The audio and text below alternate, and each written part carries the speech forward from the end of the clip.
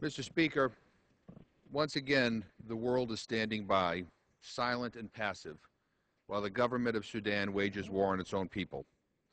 We have been here before, when hundreds of thousands of people perished in Darfur before the international community finally woke up and took action to try to protect innocent civilians from their own government's brutality.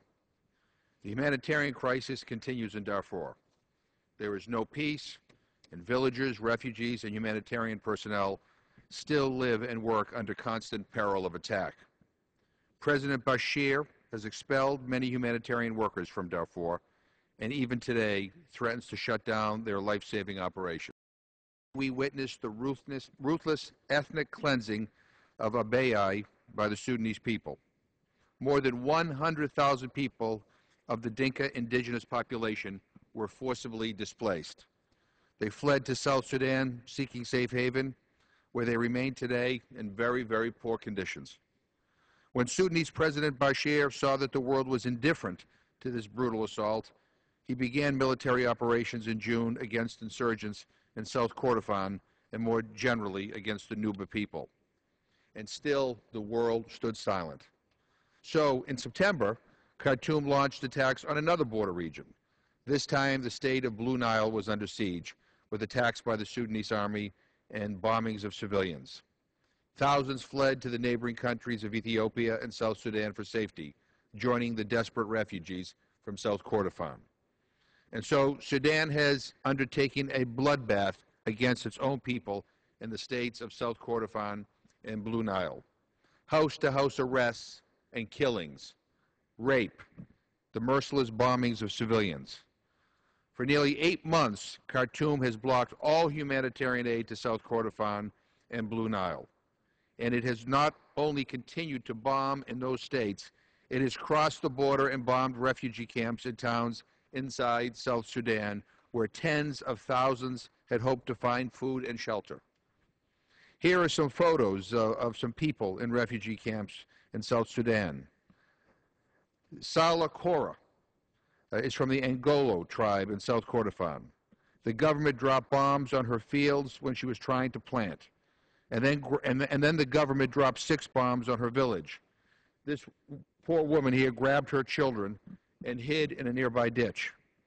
After the bombing stopped, Sudanese soldiers moved into the village and burned several homes. When they began shooting people, Sala ran and hid with her children. The soldiers didn't care if you were an unarmed civilian, a woman, or a child. She fled with her children across the border in January to the Yida refugee camp in South Sudan. This woman over here, to my far right, and her little girl are from the Nuba Mountains. She is married to a man who fled the nightmare of Darfur in 2005. Both were suffering from malnutrition when they arrived at the refugee camps. The people of South Kordofan and Blue Nile are being subjected to bombing, murder, rape, scorched earth, and starvation. This should come as no surprise when Ahmad Haroun, the Sudanese official wanted by the International Criminal Court for crimes against humanity in Darfur, is now the governor of South Kordofan. Mr. Speaker, we are fast approaching the month of March, the point at which the Famine Early Warning Systems Network, or FuseNet, has predicted that South Kordofan and Blue Nile will reach emergency levels of food insecurity. This is just one level short of all-out famine. And yet, Khartoum still denies food and medical relief to the suffering people of these regions. Last week, the United Nations Security Council called on the Sudanese government and the armed rebels to allow unhindered access for humanitarian aid and for both sides to return to talks and cease hostilities. President Bashir said no.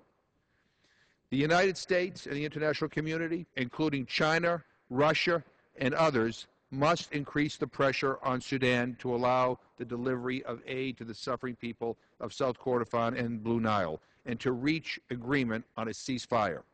The safety and security of the Sudanese people, whether in Darfur, Abyei, South Kordofan, Blue Nile, or elsewhere, must be our first priority. Mr. Speaker, we have been silent for too long.